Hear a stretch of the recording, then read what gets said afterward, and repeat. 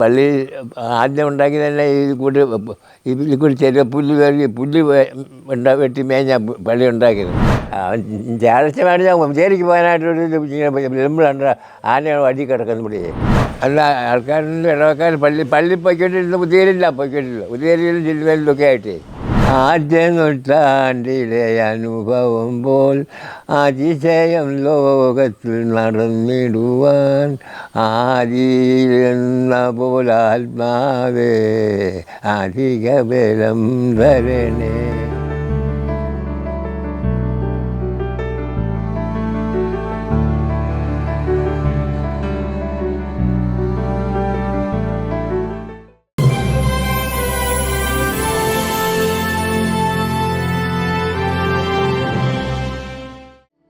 നൂറ് വയസ്സുള്ള കൂട്ടിങ്കൽ കുഞ്ഞേട്ടനെ തലശ്ശേരി അതിരൂപതയിലെ താബോറിലുള്ളവരെല്ലാം അറിയും. 1960 പാലായിലെ മേലുകാവിൽ നിന്നും 7 മക്കളോടൊപ്പം മലബാറിലെത്തിയതാണ് ഈ കുടുംബം. വന്യമൃഗങ്ങളോടും പ്രതികൂല കാലാവസ്ഥയോടും പോരാടി താബോറിൽ ഇവർ വേരുകൾ ഉറപ്പിച്ചു. കഷ്ടപ്പാടും ദുരിതവും നിറഞ്ഞ ആ കാലങ്ങളൊന്നും വാക്കുകളിൽ ഒതുങ്ങുന്നതല്ല. ഇന്ന് മക്കളും ചെറുമക്കളും ഉൾപ്പെടെ 91 പേരുള്ള വലിയ കുടുംബത്തിൻ്റെ കാരണവരായിരിക്കുമ്പോഴും കഴിഞ്ഞുപോയ കാലങ്ങൾ കൂടെ മക്കളെ ഓർമ്മിപ്പിക്കുകയാണ് കുഞ്ഞേട്ടൻ. ഞാനിപ്പോൾ ഉള്ളത് താബോർ മലമുകളിലാണ്.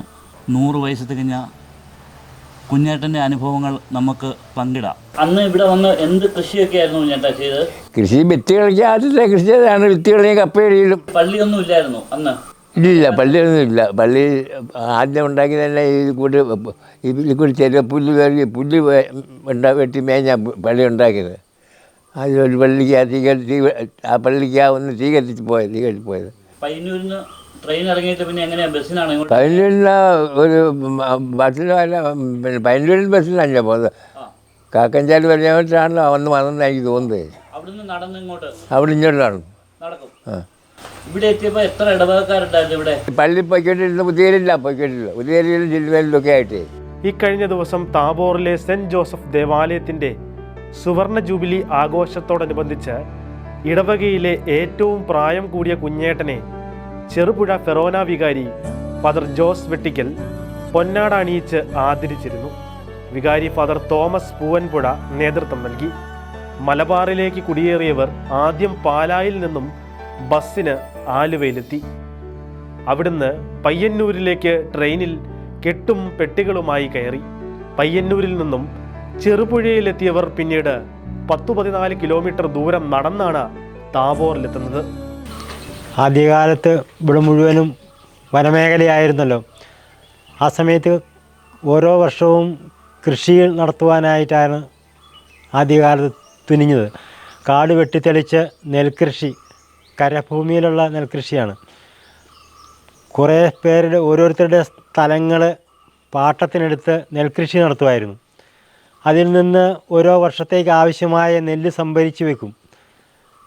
പിന്നീട് കപ്പ കൃഷിയുണ്ട് ആ കൂട്ടത്തിൽ തന്നെ. കപ്പയും അരിയുമായി കഴിയുമ്പോൾ കുടുംബത്തിൻ്റെ ദാരിദ്ര്യം ഏകദേശം തീരും. പിന്നെ അത്യാവശ്യ സാധനങ്ങൾ മാത്രം വിപണിയിൽ നിന്ന് വില കൊടുത്ത് മേടിക്കുമായിരുന്നു. 2.25 ഏക്കറായിരുന്നു ഈ കുടുംബത്തിനുണ്ടായിരുന്നത്. ഇവിടെ നെല്ലും കപ്പയും കൃഷി ചെയ്തു.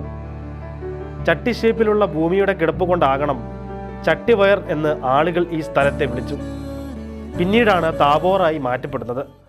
അന്ന് പള്ളിയിൽ പോയിക്കൊണ്ടിരുന്നത് തിരുവേനിലാണ്. ഞങ്ങളുടെ 6 മക്കളും ചാത്തനും അന്നുണ്ടായിരുന്നു. ഇവിടെ വന്നു കഴിഞ്ഞ് ഒരാളും കൂടെ ഉണ്ടായി. ഇപ്പോൾ 7 മക്കളും ചാത്തനുണ്ട്. അമ്മ മരിച്ചും പോയി. ഇന്ന് ചാത്തൻ്റെ ഈ 100ാം വാർഷികം ആഘോഷിക്കുകയാണ്. ചെറിയ ഓർമ്മക്കുറവുകളൊക്കെ ഉണ്ട്, മറ്റ് കുഴപ്പങ്ങളൊന്നുമില്ല. ബാക്കി എല്ലാ കാര്യങ്ങളും അറിയാം. ഞങ്ങൾക്ക് ചെറിയ വീടായിരുന്നു ആദ്യ കാലഘട്ടങ്ങളിൽ, പുല്ലുമേഞ്ഞ വീട്. അതിന് 2 മുറികളെ ഉണ്ടായിരുന്നുള്ളൂ. ഒരടുക്കളയും ഒരു മുറിയും, കിടപ്പ് മുറിയായിട്ട് എല്ലാവർക്കും കൂടെ. അത് ചില സമയത്ത് മഴ അതിക്രമിക്കുമ്പോൾ ചോർന്ന് വെള്ളം വലിക്കുമായിരുന്നു. ഞങ്ങൾ ആൺകുട്ടികൾ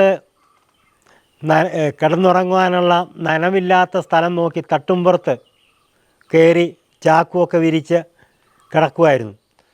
അത്രയും പരിമിതമായ സൗകര്യങ്ങളായിരുന്നു വീടിനുണ്ടായിരുന്നത്. നെൽകൃഷിയും കപ്പകൃഷിയും മാറി മാറി നടത്തി കാട്ടുമൃഗങ്ങൾ കുറേ ശല്യം ചെയ്യുമായിരുന്നു. എങ്കിലും ഇന്നുണ്ടായിരുന്ന പോലെ ശല്യം അന്നുണ്ടായിരുന്നില്ല. കാട്ടുമൃഗശല്യം ഇന്നത്തേക്കാൾ വളരെ കുറവ്. വല്ലപ്പോഴും കാട്ടുപന്നിയുടെ ശല്യമുണ്ടാകും, ആനശല്യം തീരെയില്ല. എന്നാൽ ഇന്ന് വന്യമൃഗശല്യം ഇരട്ടിയായെന്ന് കുഞ്ഞേട്ടൻ പറയുന്നു. ആനയെ കണ്ടിട്ടുണ്ട്. കുറേ ഒത്തിരി ആനേ. ആനയുടെ ഇവിടെ 3 വഴി അപ്പുറം ഒരു കുളമുണ്ട് ഇവിടെ പന്നാമ്പാറിൻ്റെ അവിടെ. പുതുവേലിക്ക് പോകാനായിട്ട് പോകുമ്പോൾ ഒരു 4-5 ആന കിടന്ന് കുളിക്കുന്നത് കണ്ടിട്ടുണ്ട്. പക്ഷെ അയ്യോ ഇപ്പം ഓടുകയില്ല. ഞായറാഴ്ച വേണം ഞാൻ പുതുവേലിക്ക് പോകാനായിട്ടൊരു ലെമ്പിളുണ്ട്, ആനയാണ് വഴി കിടക്കുന്നത് ഇവിടെ ഈ കുളത്തിൽ. പിന്നെ ഞാൻ ഇങ്ങോട്ട് പോരുകയായി, അങ്ങോട്ട് പോകാതെ പേടിയാ. പിന്നെ ഇങ്ങോട്ട് പോയാൽ തിരുവേലിക്ക് പോയി, പുതുവേലിക്ക് പോകാൻ തിരുവേലിക്ക് പോയി. എല്ലാ കൃഷി മേഖലകളിലും ഈ കൃഷികളുണ്ടായിരുന്നു, നെല്ലും കപ്പയും. അതുകൊണ്ട് പന്നിക്ക് ഒരു പറമ്പിലെ മാത്രം ശല്യം ചെയ്യേണ്ട ആവശ്യമുണ്ടായിരുന്നില്ല. ആദ്യകാലത്ത് രോഗങ്ങളൊക്കെ വരുമ്പോൾ പനി സ്വാഭാവികമായിട്ട് മഴക്കാലമാകുമ്പോഴേക്ക് വരും. ആ പനിയൊക്കെ വന്നു കഴിഞ്ഞാൽ ഇന്നത്തെ പോലുള്ള സൗകര്യങ്ങൾ ചെറുപുഴ പോലും തിരുമേനിയിലൊന്നും സൗകര്യങ്ങളില്ല. നാട്ടു ചികിത്സകളുണ്ടായിരുന്നു ചില പ്രദേശങ്ങളിൽ ചില വ്യക്തികൾ. ഒരിക്കൽ എനിക്കൊരു പനി വന്നപ്പോൾ മാധവൻ നായർ എന്ന് പറഞ്ഞ ഒരു വ്യക്തി തോളിൽ ചുമന്നുകൊണ്ടുപോയി 12 കിലോമീറ്റർ ഉദയഗിരി കഴിഞ്ഞ് കാർത്തികപുരം കഴിഞ്ഞ് പരപ്പ കുട്ടാപറമ്പ് എന്ന സ്ഥലത്ത് പോയി മരുന്ന് വാങ്ങി അതേപോലെ ആ മനുഷ്യൻ തിരിച്ച് വീട്ടിലേക്കും തോളിലിരുത്തി ചുമന്നുകൊണ്ട് വരുമായിരുന്നു. അങ്ങനെയായിരുന്നു ഈ പ്രദേശങ്ങളിലുള്ള രോഗികളുടെ ചികിത്സാ മാർഗം. അന്ന് ഫോറസ്റ്റായിരുന്നു ഇവിടെ സ്ഥലം. അത് വെട്ടിത്തെളിച്ച് ആദ്യം ഞങ്ങൾ നെൽകൃഷി നടത്തി. അതിന് പുറമെ തെരുവ കൃഷിയായിരുന്നു പ്രധാനമായിട്ടുള്ളത്. പെട്ടെന്ന് ആദായം കിട്ടുന്ന ഒരു വസ്തുവായിരുന്നു. അത് കഴിഞ്ഞ് കവുങ്ങ് വെച്ചു, തെങ്ങ് വെച്ചു, മറ്റ് കൃഷികളെല്ലാം ചെയ്തു. 1960 മുതൽ 17 വർഷത്തോളം ഇവിടെയുള്ളവർ ദിവ്യബലി കാണാൻ വല്ലാതെ പണിപ്പെട്ടു. മണിക്കൂറുകളോളം നടന്ന് അയലിടവകയിൽ പോയാണ് ഭക്താനുഷ്ഠാനങ്ങൾ നടത്തിയിരുന്നത്. LP സ്കൂളിൽ പഠിക്കണമെങ്കിൽ 5 കിലോമീറ്റർ ദൂരം നടക്കണം. പാടിച്ചാൽ എന്ന സ്ഥലത്താണ് ഹൈസ്കൂൾ ഉള്ളത്. അവിടെ എത്തണമെങ്കിൽ 15 കിലോമീറ്റർ ദൂരമുണ്ട്. അതുകൊണ്ടാകണം കുഞ്ഞേട്ടൻ്റെ ഇളയ മകനായ ജോസ് മാത്രമേ ഹൈസ്കൂൾ പഠനം പൂർത്തിയാക്കിയിട്ടുള്ളൂ. താബോറിൽ ആദ്യം പോസ്റ്റ് ഓഫീസ് തുടങ്ങിയപ്പോൾ അവിടുത്തെ പോസ്റ്റ്മാനായി ജോസ് പിന്നീട് മാറുകയും ചെയ്തു. വിദ്യാഭ്യാസ സൗകര്യങ്ങളും തീരെയില്ലാത്തതുകൊണ്ട് ഞങ്ങൾ ആദ്യം പോയത് തിരുമേനി സ്കൂളിലാണ്. 4ാം ക്ലാസ് വരെ അവിടെയുണ്ട്. അതിനുശേഷം പ്രാപ്പോയിൽ 7ാം ക്ലാസ് വരെ ഉണ്ടായിരുന്നു. 7 കിലോമീറ്ററോളം നടന്ന് പോകുമായിരുന്നു താബോറിൽ നിന്ന്. നല്ല കാലാവസ്ഥയും ഫലഭൂയിഷ്ടമായ വിളവുകളും കഠിനാധ്വാനവും കൂടി ചേർന്നപ്പോൾ ഒരു കുടുംബത്തിന് ദാരിദ്ര്യമില്ലാതെ ജീവിച്ചു പോരാനുള്ള സൗകര്യം ഉണ്ടായിരുന്നു. ആ കാലഘട്ടത്തേക്കാൾ ഒത്തിരി പുറകോട്ട് പോയതുപോലെ തോന്നുന്നു ഇപ്പോൾ. കാരണം കൃഷികളെല്ലാം നശിച്ച് കപ്പയും നെൽകൃഷിയുമായിരുന്നു അന്നത്തെ പ്രധാന വരുമാന മാർഗങ്ങൾ.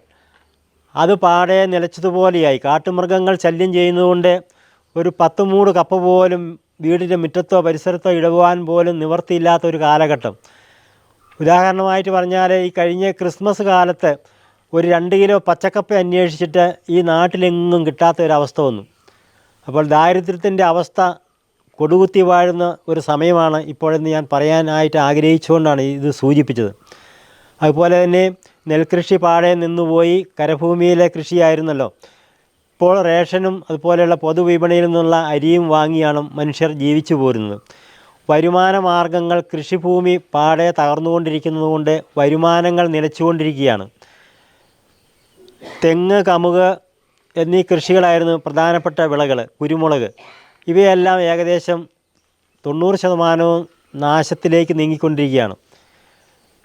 ഇപ്പോൾ ദൈവാനുഗ്രഹം കൊണ്ട് കുറച്ച് കൊക്കോയ്ക്ക് വില കയറി കുറച്ച് പ്രതീക്ഷ ആ കൃഷി മേഖലയിൽ കൃഷിക്കാർ വെച്ച് പുലർത്തിക്കൊണ്ടിരിക്കുകയാണ്.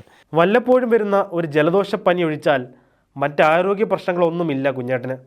ചെവിയും കേൾക്കാം, കണ്ണിനും കാഴ്ചക്കുറവില്ല. എന്നാൽ പഴയ കാര്യങ്ങളൊന്നും ചിലപ്പോൾ അത്രയ്ക്ക് ഓർമ്മിക്കാനാവുന്നില്ല, അതേയുള്ളൂ. കുഞ്ഞേട്ടൻ ഇന്നലെ പള്ളിയിൽ പോയായിരുന്നല്ലേ? പള്ളിയിൽ പോയായിരുന്നു. അച്ഛൻ എന്നാ പറഞ്ഞേ? ഞാനേ ഓർക്കണില്ല. എല്ലാം മുറിച്ചില്ലേ പള്ളിയിൽ നിന്ന്? കേക്ക് മുറിച്ചു. കുഞ്ഞേട്ടന് കിട്ടിയില്ലേ? കിട്ടി. ചെറുപ്പള്ളിയിലെ അച്ഛനാണ് കുഞ്ഞേട്ടന് കേക്ക് തന്നത് അല്ലേ? കുഞ്ഞേട്ടാ, എന്തോ ഈ താബോർ പള്ളി ഉണ്ടായിട്ട് 50 വർഷമായി. 50 ആയില്ലേ? ആദ്യ നൂറ്റാണ്ടിലെ അനുഭവം പോൽ അതിശയം ലോകത്തിൽ നടന്നിടുവാൻ ആദിയിലെന്ന പോലെ ആത്മാവേ അധിക ബലം തരേ. ചാച്ചനും അമ്മച്ചിയുടെയും ദാമ്പത്യ ജീവിതത്തിൽ 62 വർഷത്തോളം അവരൊന്നിച്ച് ജീവിച്ചു. അതിനുശേഷം അമ്മച്ചി മരിച്ചിട്ട് 13 വർഷം മുമ്പ് അമ്മച്ചി പിരിഞ്ഞുപോയി. എന്നിട്ടും ഈ കാലഘട്ടം മുഴുവനും ചാച്ചൻ്റെ ആരോഗ്യസ്ഥിതി നല്ല നിലയിൽ, 100 വയസ്സ് പൂർത്തിയായിട്ടും ചാച്ചൻ്റെ ആരോഗ്യസ്ഥിതി ഞങ്ങളെക്കാളും കൂടുതൽ മെച്ചമായിട്ട് ചില സമയത്ത് തോന്നിപ്പോകുന്നു. അത്രയ്ക്കും ആരോഗ്യത്തോടു കൂടിയാണ് ഇപ്പോഴും ജീവിക്കുന്നത്. നാട്ടുകാരുടെ പ്രിയ കുഞ്ഞേട്ടനെക്കുറിച്ച് നന്മ നിറഞ്ഞ വാക്കുകൾ മാത്രമേ ഈ ഗ്രാമത്തിന് പറയാനുള്ളൂ. പ്രായമായവരെ ചേർത്ത് പിടിക്കുന്ന ഈ കുടുംബം നമുക്കും മാതൃകയായി മാറട്ടെ.